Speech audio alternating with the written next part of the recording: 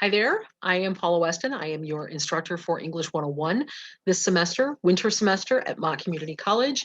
If you're bopping in here and you see a different number than 15, if you see WWW06, that's just fine. I have two sections of English 101 this semester and they are identical. So this orientation goes for both of them. I want you to know what you can call me. You can call me Professor Weston, Ms. Weston, Paula. It depends on what you're comfortable with. Just please don't call me Mrs. Weston. That's my mom's name and she's 86 and I would rather not be called Mrs. Weston. I'm also not married, so there's just no point to that, right? Okay, so I'm going to go through this Canvas course with you as quickly as I can so that you know how to navigate it and get the most out of it. I'm going to take my head away from here. I wanted to say hello first so that you can see me. My voice will remain, but I'm going to stop recording me and just record what's on my screen. So, okay, so when you log into Canvas, you will be logging into our class. This is the first place that you will land. This is our home page. It has information on it, a little welcome to the course. There are quick links. 3 of these will be the same all semester long: the course orientation, the syllabus, and course information and other resources. This link, the week 1 introduction to English 101, will change every week. In week 2, it will be the week 2 work, right? And it takes you, I will show you this, it takes you right to the work that you will be doing for the week.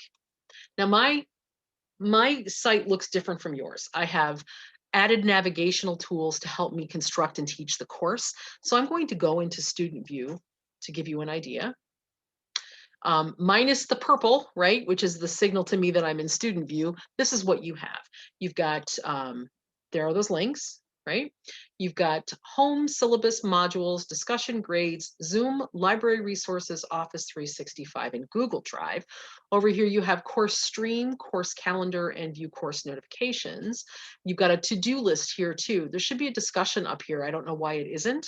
I will look into that, but these are the things that are due and when they are due. So there are a number of ways for you to access the information for the class, a number of ways for you to access the assignments for the class, right? You can go right to modules and every week, the assignments that are due that week will be in the module.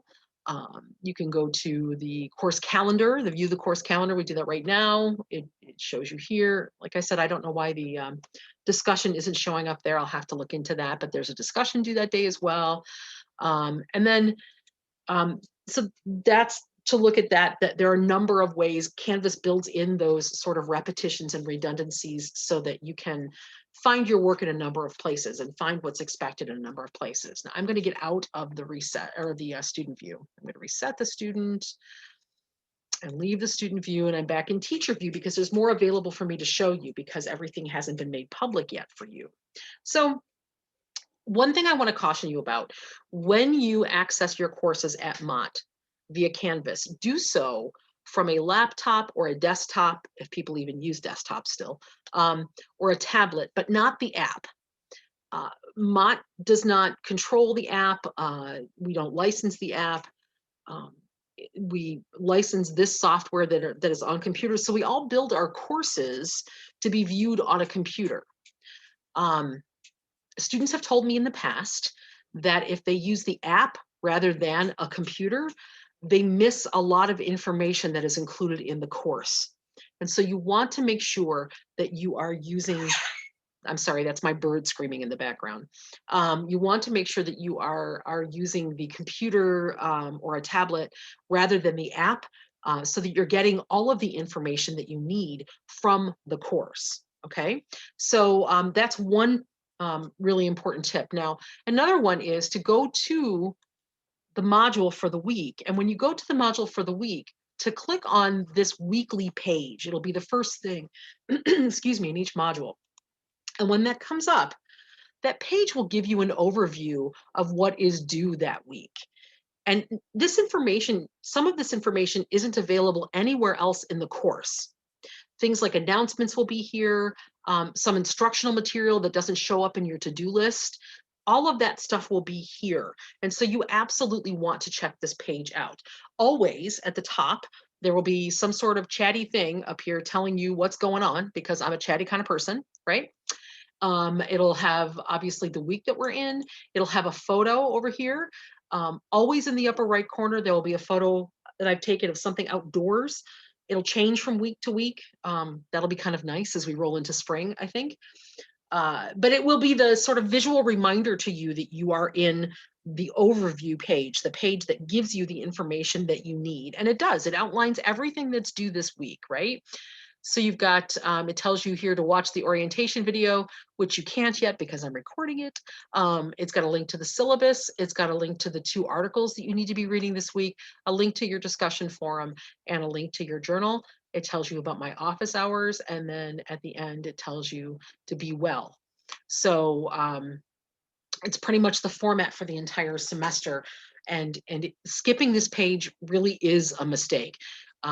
Again, I've had students in the past tell me that when they've never realized this page is here. I don't know why. They've just gone right into the modules or right into their to-do list, and then they've missed an awful lot of information that is included here. So you want to make sure that you get to this page, okay?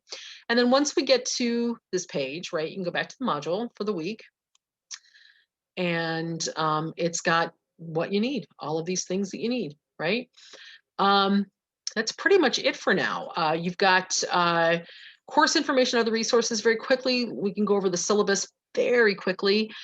You are expected to read this week, but the syllabus does contain information that you need for the class. I'm having trouble, had trouble uploading some documents. They don't automatically come up, some of them. I don't know what's going on with that. That one didn't seem to load correctly. So I will go to, I will go to the module and click on the syllabus here and try to fix that link. I don't know what's going on. Don't know. There we go, maybe.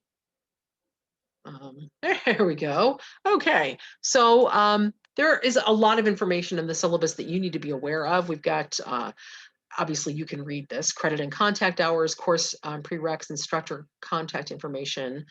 You've got the required materials here on page 3. You need to read through that. There's the course description and objectives that tells you what the class is about more so, and tells you the kinds of things that you'll be learning through the semester and should show proficiency in by the end of the semester. Here's the grading policies, grades and grading policies. Here's the, here are an explanation of the 4.0 scale and points, explanation of grades. Here is a section on assignments and the points that are attached to them. Here's an explanation of the assignments. There's an explanation of attendance. And then there is an explanation of the academic week, which goes from Monday to Monday. So beginning in the second week, I will, on the 18th of January, I will upload the week 2 module for you to see. That will be available at 8 a.m. And then the work for that week, though, will be due the following Monday. And then it will be due at like 11:59 the following Monday. That gives you 8 days to do the work for a given week. And instead of ending on a Sunday, I think it's helpful to end on a weekday so that you have an opportunity to get a hold of me during that weekday if you've got something going on or if you have questions. So there's that. There's the COVID-19 college and college community safety statement that Mott puts out. There's a whole COVID statement on the syllabus page from Mott. You should read that entire thing. It's a reference to the student code of conduct and academic honesty and civility and etiquette. And then there's some information here that may be useful to you about disability services, Title IX, Title IV, the Mott Care Team, about school closings, and then a list of important dates for the campus. And then there is a list of resources with links that work because I checked them. Those resources are also available to you here. Mott Technical Help and Support, Mott Academic Help and Support, and Mott Personal Help and Support. Those are the same resources that are listed in the syllabus, but this might be more convenient for you to access them this way. So that's what I have right now for you. I'm going to go back to our homepage. If you have any questions, email me from your Mott email account to my Mott email account. And since I just showed you where to contact me, you know how to find that information for me. I'm really looking forward to working with you. English 101 is a fun class for me anyway.